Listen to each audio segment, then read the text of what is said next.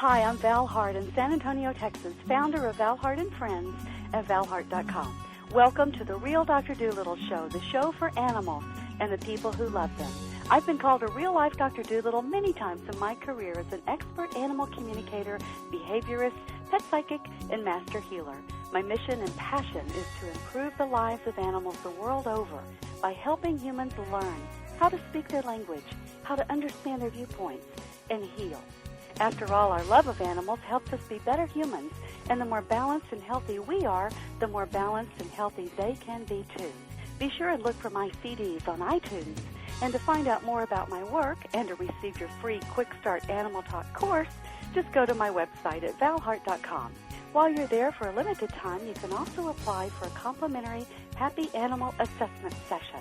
And if you want to learn how to be your own Dr. Doolittle, check out the world's first complete Animal Communication Made Easy system, available now on my website at valhart.com. Thank you and enjoy the show.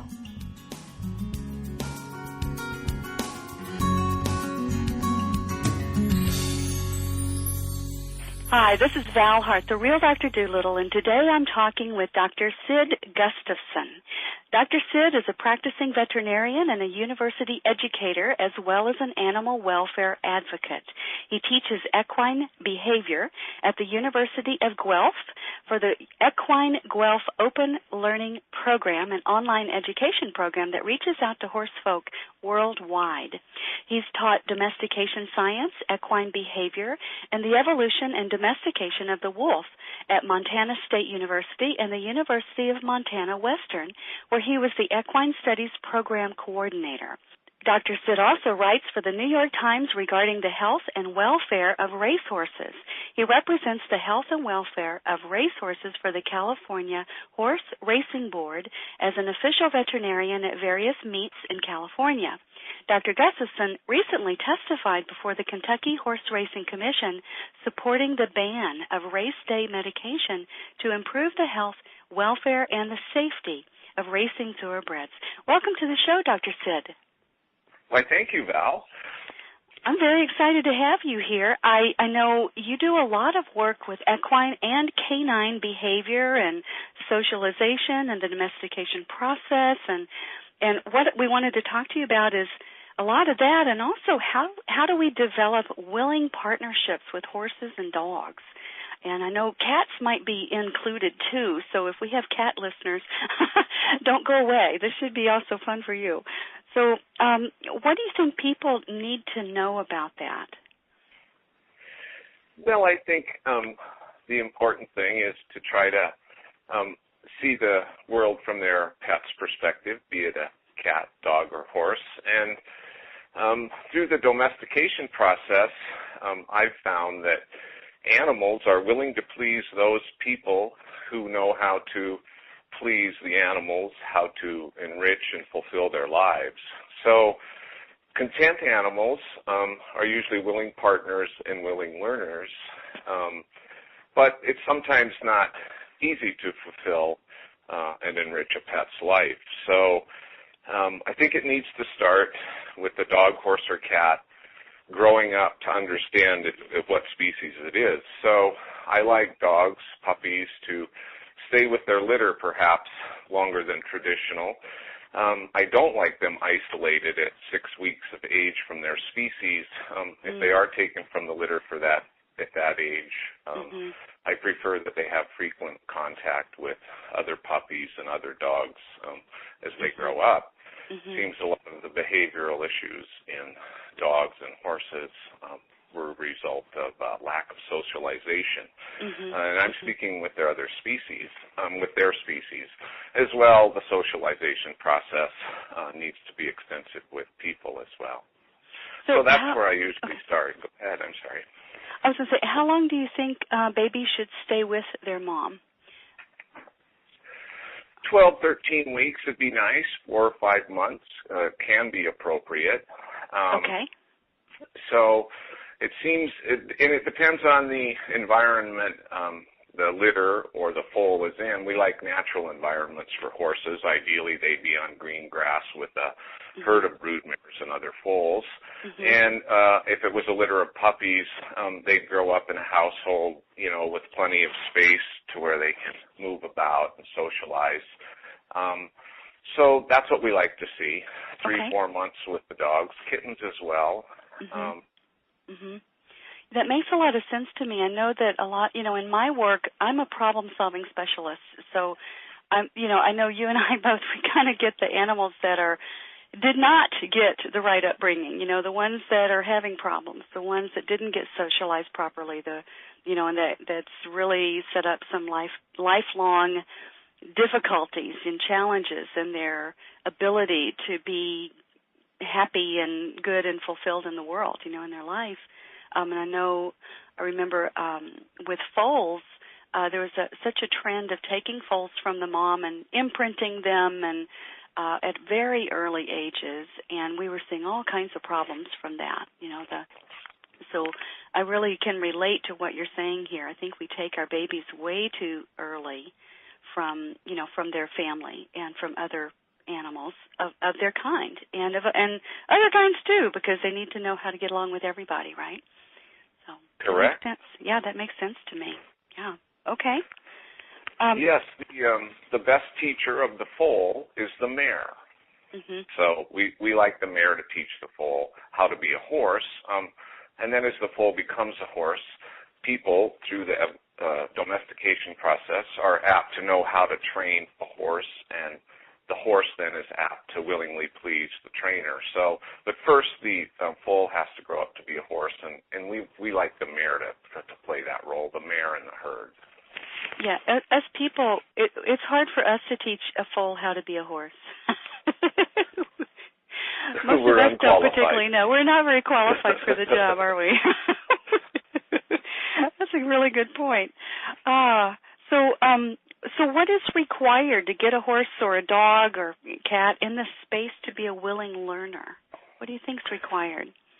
I think their life has to be fulfilled and enriched. And say the dog is 12 or 14 weeks and now we have it as a puppy. I think lots of activities and exercise, I think it's the most overlooked thing. Of course, it has to be done with care. They're growing, and they have to be properly nourished, and the exercise has to be within the parameters of what they're capable of and what they've become acclimated to. So lots of walks and activity together, I think that's where people need to start. The idea that they can pen them up a large portion of the time and have successful, willing partners is sometimes a goal that can't be achieved. So initially, I think that people have to get out with their pet or their horse. Cats is probably a little bit of a different issue. And exercise frequently. So that's where I like pets to be most enriched in horses, is with lots of locomotion and movement. And I like it to be engaged with the guardian of the pet, the dog to be engaged. Okay, engaged like in playing. Tell me more. Well, some people tell me, well, yes, we turn him out in the backyard 1 hour twice a day. That doesn't count. Thank you. No, it really doesn't, does it? The person has to get out there, and leash or not, we like dogs on leashes. We like them to be trained to run an exercise off leash as well, and we consider that a form of enrichment. So that's what I mean, is they have to be with the person. That's what the dog wants. That's usually what the person wants, or what we hope the person wants. So activities together. Indeed, walking, playing, and then with that, we then ease into training. And we like a lot of positive reinforcement, a lot of ignoring of things that we didn't hope to happen, and rewarding of things that we expect the pet to do and the pet does. So each time the pet comes when called, we have to really significantly reward the pet and pet the pet and give it not a little pat on the head, but a 1 or 2 minute massage. So they really have to understand the reward for coming to us, and that seems to be the biggest goal people have with their new puppy, is to have he or she come when called. Okay. That makes a lot of sense. Is that also true then for horses? Yes, they have to make being caught up. We have to make being caught up a good deal for the horse, as well as coming when called a good deal for the dog. And you know these things, of course. Sure. Once these things are established, we have to be careful not to poison the cue. To say we have our dog coming and we're rewarding her every time she comes, and she comes willingly. And then at some point, she's a puppy and she wanders out into a place where perhaps it's dangerous, or out on the street, and we call her and she comes. That's not the appropriate time to punish her, because that will poison the cue to come when called. Yeah. So the dog, again, has to be rewarded for coming, even though it had misbehaved perhaps in the person's view, or put itself in danger, went beyond the boundaries that were outlined. Later then, the dog perhaps then has to be carried to the street, and the person has to try to make clear, perhaps, and not forcefully or coercively, but clearly, that the road is a dangerous place, and then move on. Right. That's something I do for a lot of my clients. I'm I'm animal communicator, so there are things we can do to tell our animals the dangers and the consequences and what can happen pretty dramatically when we're just talking to them, like you would your child. If you had your child there and you're saying the reason why we don't want to cross the road without looking both ways and being sure it's safe first is because you could, in fact, get run over or killed, or, we can show them stories or something, images of people getting hit by cars, and the child gets it. And it's the same way really with our animals, too, once they understand the consequence, which from their viewpoint, how would they have known that? They hadn't ever experienced or seen it themselves personally, and maybe another animal didn't tell them about it. So that's something that's really important to share. So I love that you brought up the point of the poison cues also. That's, I'm always reminded of the child that, the dad is going to punish him and tells them to go bring the belt. It's like, so, it's like, it's not a good thing. So it's almost kind of like that. It's like you don't, if you're going to have a happy cue for your animal, you can't contaminate it by making it also a bad thing, where they get punished or corrected. And not a good thing. So I know with my dog, when I got him, we did a 100-day socialization challenge, and that was that every day he got introduced to something new and different, that he had not ever encountered before. And I think that's a wonderful thing to do. I don't know if it's the same kind of thing with horses or not, but I would think that it might be. Well, all horses are neophobic, and dogs are neophobic as well. And so with horses in particular, anything they're not familiar with, it has to be demonstrated that it's safe and secure. So any new thing has to be introduced to the horse. The horse has to accept through the kinetic empathy and energy from the person, say, leading the horse, as you're talking about, speaking to the animal with gestures. That the new thing is safe.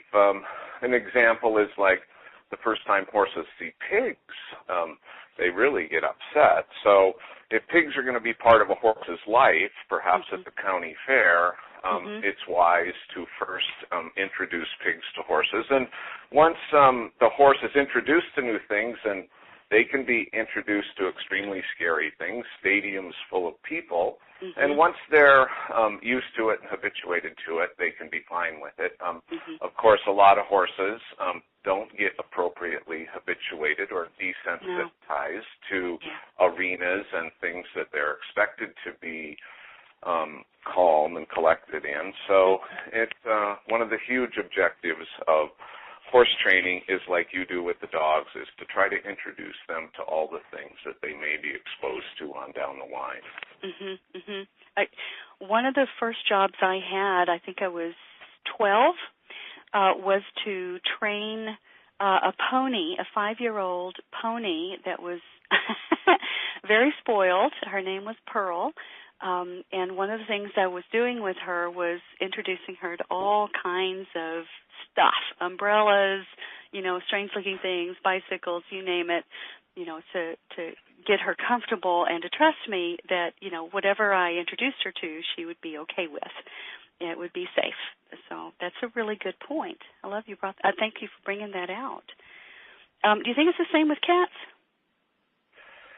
Well, cats seem to be a little. I don't know that they're more distantly connected, but they're less likely to, follow our wishes unless we're extremely deft and use a lot of diplomacy and finesse. So good point. They sort of somehow have us on a string, but, certain people are cat people. I think dog and horse people are similar. And then there's like a certain brand of people that are good with mules. And so I've seen some amazingly well-trained cats that are trained up perhaps not as well as certain dogs we know about, but, that do amazing things willingly.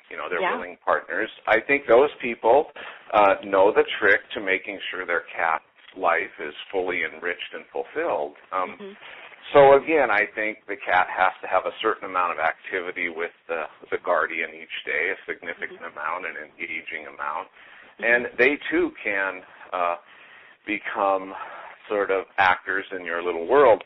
Other cats, of course, really stay quite separate from their people and really don't follow any commands whatsoever their entire life. It's more like, you are my slave, so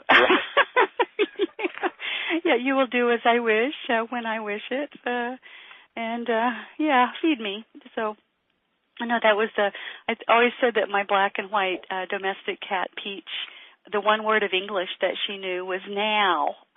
It was always in relation to food, feed me. Now was the key word there. Well, that's a good point. We have a lot of obesity problems with pets, and with cats in particular that you mentioned this, they come up and are saying now. And we like all people to understand that, yes, indeed, they may be asking for food, but we think a lot of the time they're not asking for food so much as some engaging activity. Yeah, they're bored. Massage.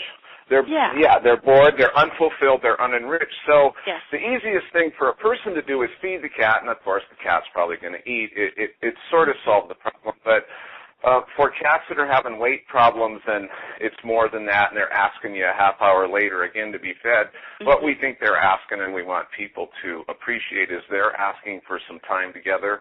They're asking for full body massage. They're asking for some catnip play or fetch or feather activity, or those little lights they use. So sometimes when pets are saying now, we need to appreciate actually what they're asking for. Certainly sometimes it's food, but often they want this life with you. And so we have to step out of our life and into theirs.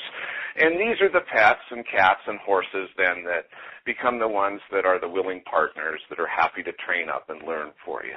Willing to be Jesus.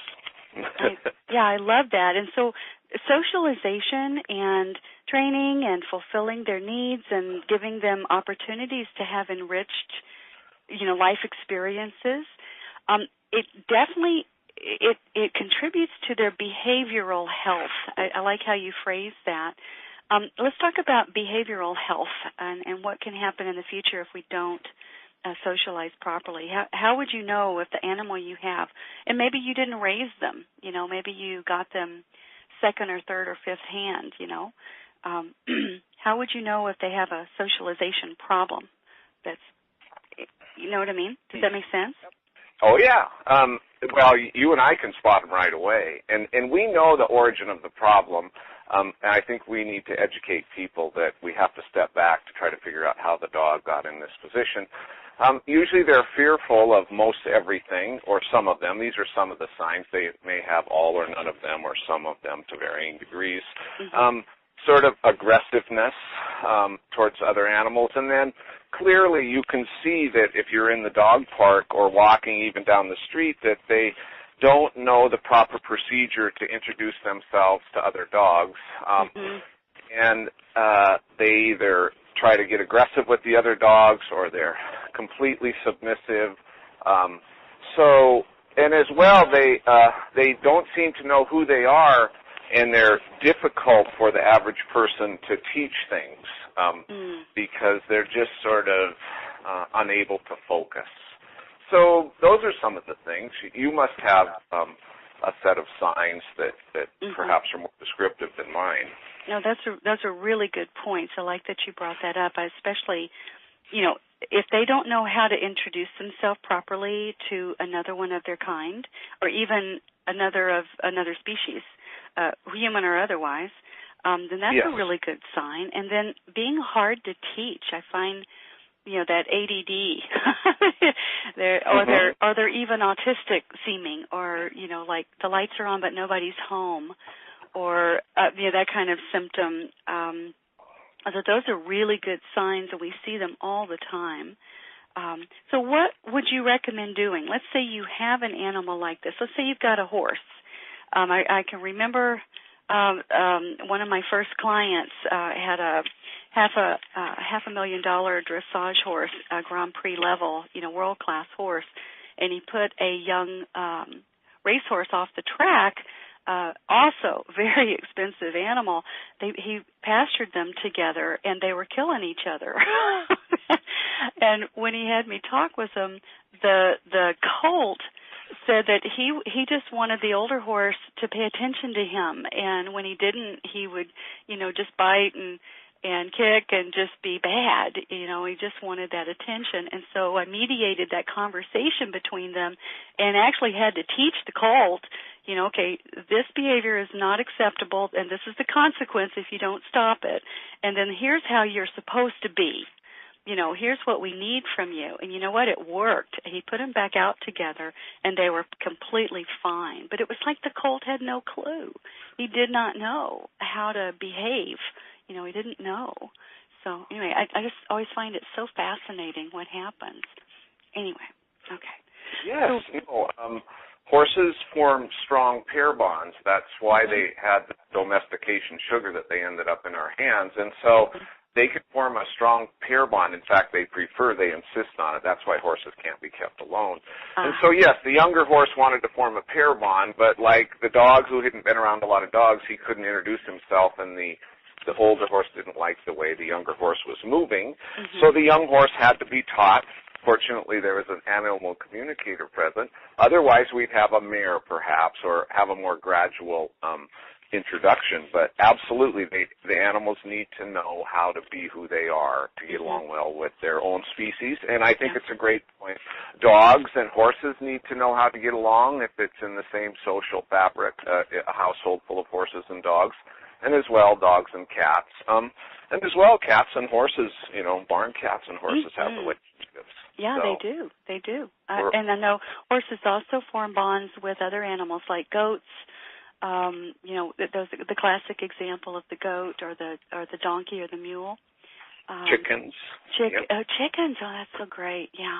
Oh, that's so fun. Yeah, but, I don't think we think about their needs, to have a fulfilled life and to have bondings and friends and they need to be fulfilled, So. Yes, horses absolutely require other horses. Dogs, no.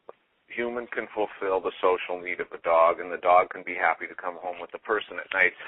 At the end of the day, the horses are always going to want to be out with the other horses, and so we really have to appreciate the social nature of horses. And as far as them bonding with other animals, they have to bond with somebody, and if there's no other horse available, that's when we get them to bond with goats.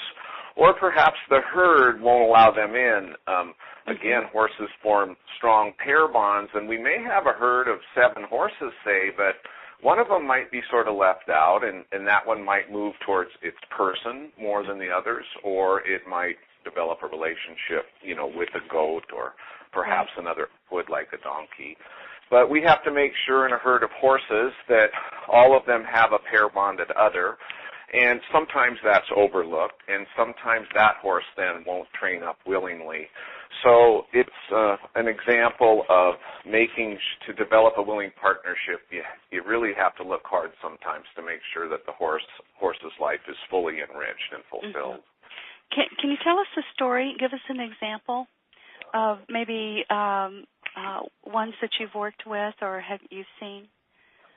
I know you do a lot of work with racehorses, and I think this might be a problem with racehorses. I don't know quite how they're handled and how they're raised specifically, but is this a problem with racehorses?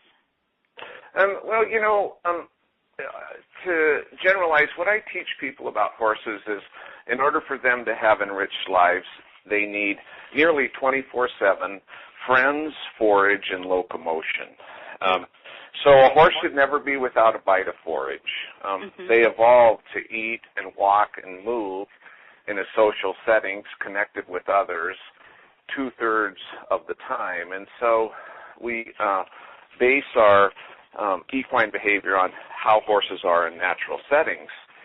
So they're in a herd, they're grazing together, and for a horse to move is to communicate, as you know, and to communicate is to move. And scientifically now we're using the term kinetic empathy. Empathy not being really an emotional word, but just meaning understanding. And so kinetic empathy is an understanding of others' movements and an ability to communicate with one another via movements. And horses are a quiet, silent species. They speak primarily with movements. And so when we take that away from horses by stabling them, it leaves something in them unenriched. So when we do stable horses to the best of our ability, we try to recreate their needs for friends, forage, and locomotion. So if they are in a stall, we like the stall full of straw so that they can constantly walk around and mill through it as they do when bedded on straw. If they don't have something to eat, then they lose this sort of moving around that is essential for their health. So in horses, digestive health, hoof health, behavioral health, mental health, however you want to describe that, is dependent on locomotion and movement. So most horses that are having problems aren't getting enough movement, or at least it's one of the issues we have to address. And as well, they're not having enough time to communicate with other horses. And so they need turnout time, and if that's not available, they need to be ridden together with other horses. And so that's essential. And as well, when they're not being ridden and when they're stalled or pastured, they need to be chewing nearly all the time. So we have to appropriately provide them with the forage they need so that they don't develop stereotypies and other behavior problems. Yeah. Thank you for bringing that out. That's so critical. So many of our horses live their lives standing in a stall. And then we wonder why they're not real happy campers, and they're not healthy, and they develop all these distressing things like pacing and cribbing and, other sorts of behaviors. So I always thought it was tragic to watch racehorses spend most of their life in a stall and then be expected to go out and run to the best of their ability when that's really the only time they get to move is when they're out of their stall. Doesn't seem well, we're changing that now. We expect racehorses to be out of the stall 3 or 4 hours each afternoon, as well as the 2 or 3 hours each morning. So, yes, they became dependent on medication. You can't lock a horse in a stall and race him every 2 weeks and expect his lungs not to bleed. So now we're going to replace specifically, say we have a horse that's a bleeder. What keeps horse lungs healthy is movement, and so to communicate is to move for a horse. To breathe is to move. So horses need to move to breathe, and they need to breathe to move. When they stride, when they gallop, it's connected. So each stride is a breath. So, again, to put them in a stall, that's the last place a horse evolved to live, is in a stall alone. Our work is cut out for us to make sure they're enriched. And so we have to provide them with abundant locomotion, abundant friends, abundant socialization, and unlimited forage virtually. When we see heavy horses as a veterinary behaviorist, everyone thinks, well, he's getting too much to eat, but the behaviorists know the horse isn't getting enough locomotion. So the proper procedure for a heavy horse is more movement, more locomotion, not further deprivation of feed, which leads the horse into a bad space. And again, this would be an example of a horse that is unwilling to train up. So horses need to move often and frequently and abundantly to stay mentally and physically healthy. Thank you for sharing that. What a critical point. All right, so let's talk about how to socialize. How do you best socialize foals and horses, or dogs or cats, or any of that? Let's talk about foals and horses first. How are they best socialized to become a willing partner? Do you have some tips for us? Well, yes. So we look at horses in natural settings and we see the setup there. So ideally a foal would be born on green grass this time of year with a group of other mares and foals. And the mare would be the primary teacher the first few days. And again, a foal needs to be sort of with the open view to properly develop its vision and everything else. So if there's not another herd, the mare can handle it for the first 2 or 3 days. And I'm speaking an ideal socialization process. And then, like you see the racehorse people doing in Kentucky, you can see Zenyatta's out with a herd of other brood mares, and so there's 4 or 5 brood mares with 4 or 5 foals. So out there, the mares and the other foals are teaching each other how to become horses. So they are learning all the moves. They are learning all the negative and positive reinforcement that trainers will subsequently use to teach them. That's how the mares teach the foals. That's why our procedures of training horses work. The mare first teaches them.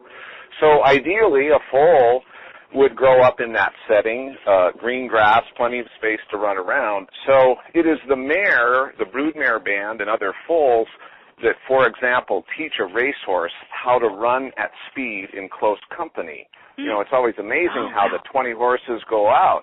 So if they aren't afforded that opportunity, they're never going to be a racehorse.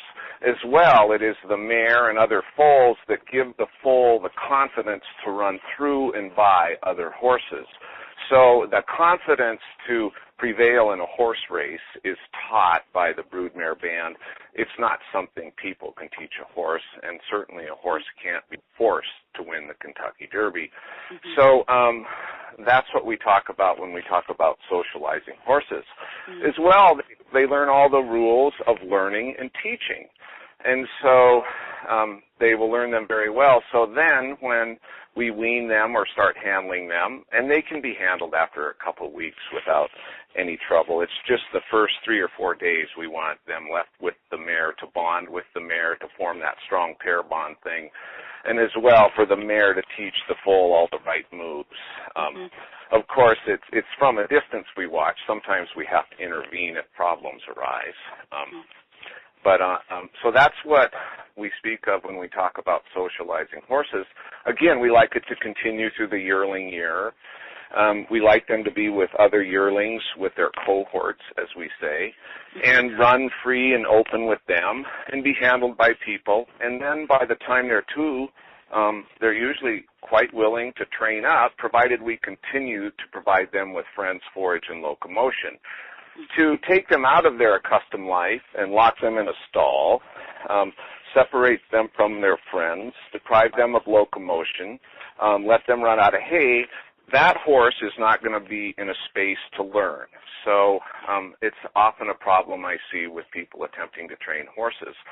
So we have to provide them with some socialization continuity in order for them to be willing learners. So, yeah, we can use corrals and stables, but we have to make sure they're out frequently and they have turnout time with other horses and that their lives are enriched so that they are happy to train up and willing to become our partner.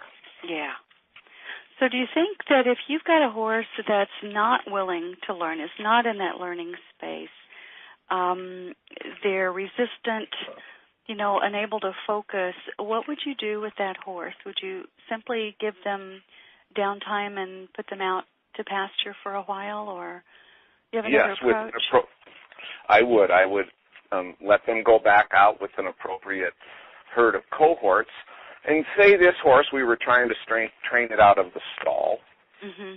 I would try to suggest that they train it out of the pasture, and that let the other horses enrich and fulfill this horse's life. And then again, we're going to make it a good deal to be taken out of the pasture away from the friends. And the way we're going to do that is not pull them out of the pasture and tie them up and tack them up right away. We're going to give them a 45-minute massage. If you want to connect with horses, you have to rub them. If you watch horses out in a field, you can see they rub each other a couple hours each day. So again, you catch the horse, bring it out of its herd, and make it a good deal for the horse. And usually that involves a lot of rubbing and massage initially. And you don't want to take the horse beyond its comfort zone. And the way I like to describe it is the horse cannot be troubled. Troubled horses don't learn. So once they become troubled, usually class is over, and they have to be turned back out or, put aside until they relax, because horses only learn in a relaxed, calm mode. That's a really good point, and I think it's not only horses that can't learn when they're troubled. It makes it hard for all of us, doesn't it, if we're stressed? Absolutely. Dogs, people, children, Right. I'm just thinking, I know for myself when I do too much classroom-focused, hard activity and not enough playtime, not enough creative time, not enough, go out and play with friends time, then I'm not a very happy camper either. So it shouldn't be a surprise to us to know that our horses and our animals have the same needs. That makes sense. Good. Yes, the reason dogs and horses became domesticates is humans, they share with humans not only a social structure, but similar learning, So indeed, the domestic species they're not unlike people, they're like people. There was one group who was trying to say horses are the opposite of people, but socially, horses and people are similar, and it is our similarities that we build upon rather than our differences. Yeah, I love it. That makes so much sense. Okay, so that's a really good point for foals. I love that, and for horses themselves. Any other socialization tips for dogs, or is it pretty much the same? Well, I like the dogs. Like I say, what I don't like is the pup taken away at 6 weeks, for example, 5 to 9 weeks, and not exposed to other puppies for a period of weeks. Some people are fearful of disease and this and that.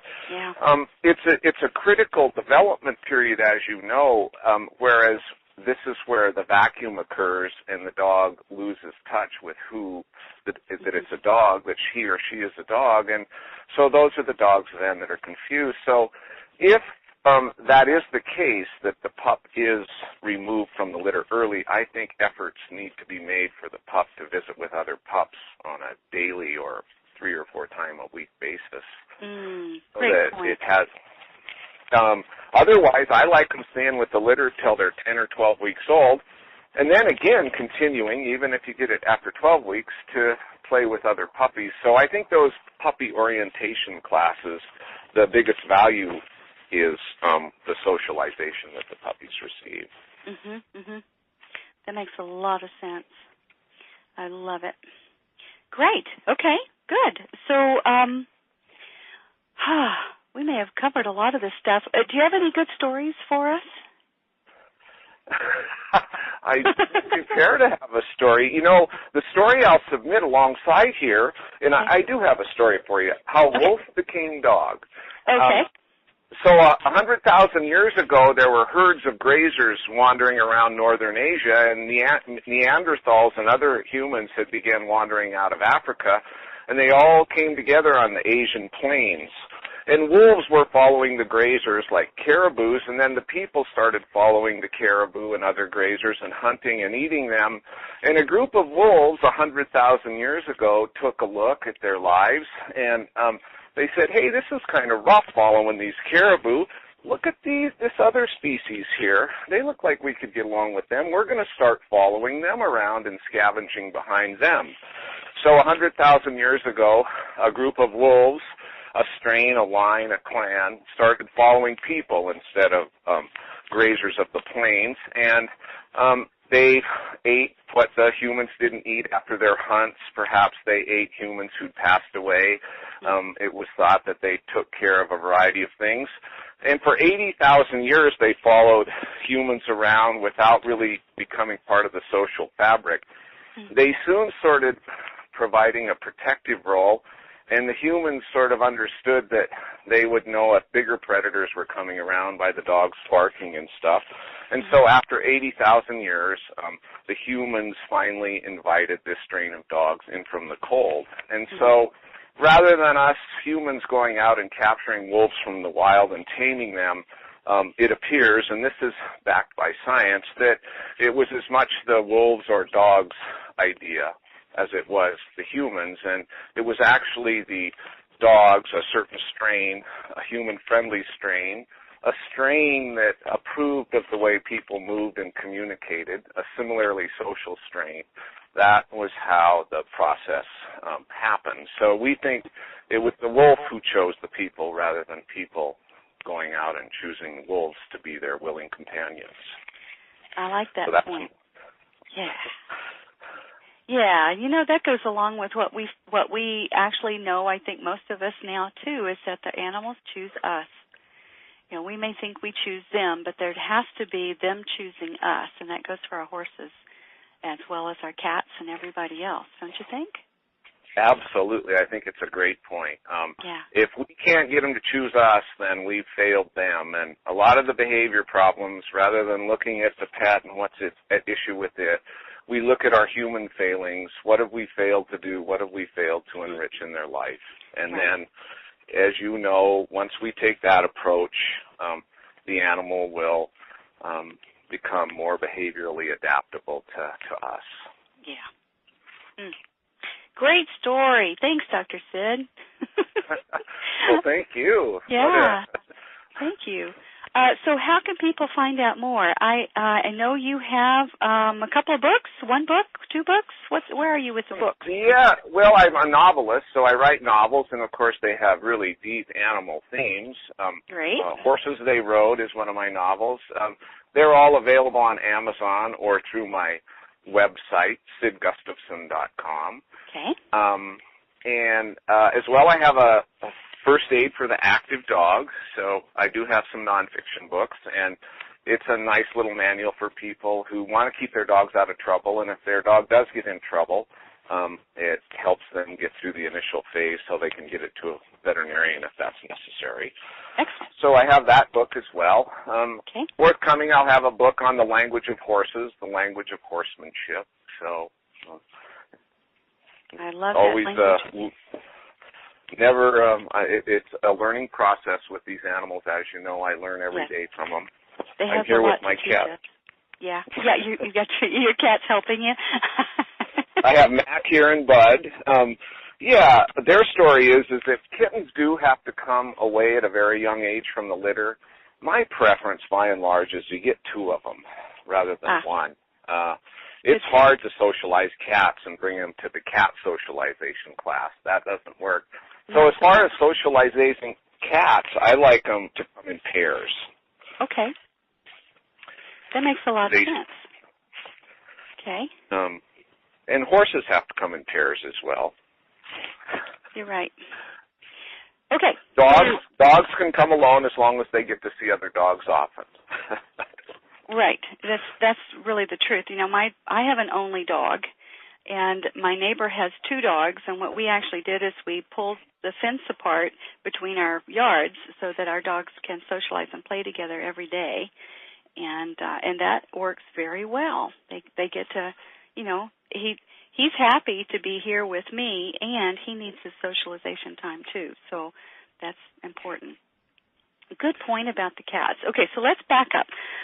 So your website is sidgustafson.com.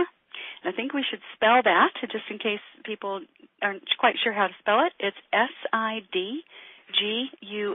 SidGustafson.com, right? Yes. Yes, so SidGustafson.com. And then you've got the books, Horses They Rode, First Aid for the Active Dog, and The Language of Horsemanship is coming soon. Yes. Great.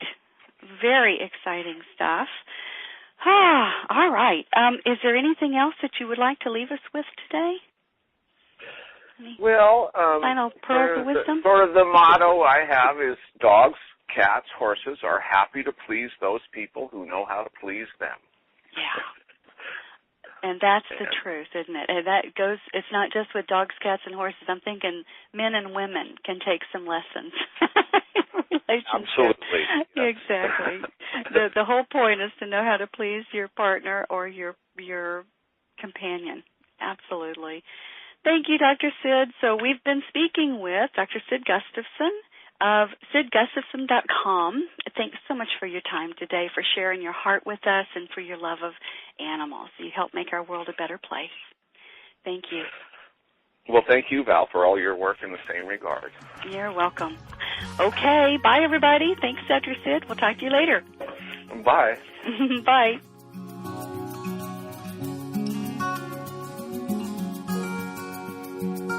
Thanks for listening to the show.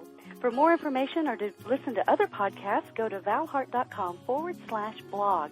And if you're someone who values a non-invasive, holistic solution to resolving problems with your dogs, cats, and horses, and you want better behaved, healthier, and happier animals, just go to my website at valhart.com to apply for a complimentary Happy Animal Assessment session.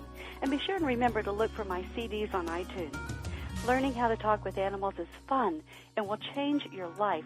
So while you're there at my site, get my free Quick Start Animal Talk course and check out the world's first complete Animal Communication Made Easy system. May the love of animals bless you, teach you, inspire you, heal you, and reconnect you to the circle of life.